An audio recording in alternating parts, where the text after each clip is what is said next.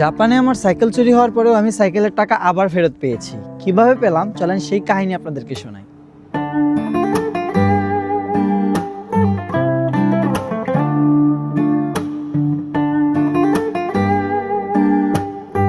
তো জাপানে আমার সাইকেল চুরি হওয়ার পরে প্রথমত আমি সাথে সাথেই পুলিশ স্টেশনে যাই এবং পুলিশ কমপ্লেন করি যে আমার সাইকেলটা চুরি হয়েছে।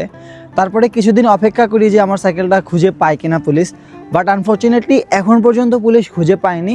তারপর আমি একটা বিষয় চিন্তা করি যে আমি যখন সাইকেল কিনেছিলাম তখন জাপানে সেটাকে হকেন বলে, হকেনশো করাইছিলাম।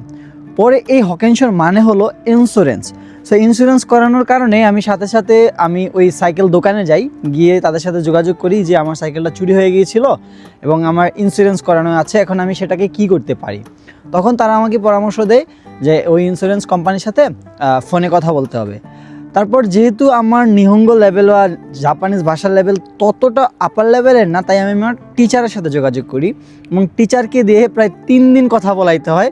প্রতিদিন 25 থেকে 30 মিনিট কথা বলানো লাগে। তারপর তারা একটা জিনিস চায়, সেটা হচ্ছে আমি যখন পুলিশ স্টেশনে কমপ্লেন করি, একটা কমপ্লেন নাম্বার আছে, সেটাকে বলে জুরি বানগো। জাপানে যারা থাকে তারা বুঝবে। তো ওই নাম্বারটা হচ্ছে নিয়ে দেন আবারও টিচারকে দেই। তারপর তিনি আবারও কথা বলে, প্রায় 3 দিন 1 ঘন্টার মতো কথা বলার পরে সেই প্রসেসটা শেষ হয়। তারপর ফোনে কথা বলে প্রসেসটা শেষ করার পরে দেন তারা বলে যে প্রায় 1 সপ্তাহের মধ্যে আমার বাসায় একটা টোকেন চলে আসবে, মানে টাকার একটা অ্যামাউন্ট চলে আসবে। আমি তো খুশি, মহা খুশি। তারপর আমার বাসায় এই পেপারটা আসলো, অ্যান্ড এটা হচ্ছে একটা ছাড়পত্র, মানে টোকেন ধরতে গেলে বিখি। সো এইটার কাহিনিটা এবার আপনাদেরকে এক্সপ্লেন করি। হকেনশো করাইছিলাম 2 বছরের জন্য ইন্স্যুরেন্স। তো 2 বছরের মধ্যে যদি আমার এখানে লেখা আছে যদি চুরি হয় কিংবা ভেঙে যায় কিংবা আমি অ্যাক্সিডেন্ট করি, তাহলে এটা ক্লেম করলে তারা আমাকে 50% টাকা ব্যাক দিবে। এখন এই 50% টাকা ব্যাকেরও একটা কাহিনী আছে, সেটা হলো আমি চাইলেই এই যে এখানে আমার সাইকেলের 50% টাকার একটা অ্যামাউন্ট আছে, এই টাকাটা আমি ক্যাশ টাকায় নিতে পারবো না। এই টাকাটা আমাকে নিতে হলে করতে হবে কি, যেই সাইকেল দোকান থেকে আমি একটা সাইকেল কিনেছিলাম, আগের সাইকেলটা কিনেছিলাম অ্যান্ড যেটার টাকাটা আমি পেয়েছি, সেই সাইকেল দোকান থেকে আমাকে আবারও একটা নতুন সাইকেল কিনতে হবে।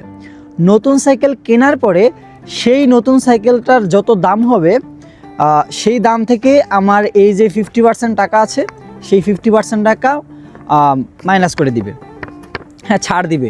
এখন আমরা বাঙালি হিসেবে আমি একটা বুদ্ধি লাগাইছিলাম যে বাই এনি চান্স যদি আমার ফ্রেন্ড সার্কেল কেউ কিনে, আমি তাদেরকে তারা কিনবে, আমি এটা ইউজ করব।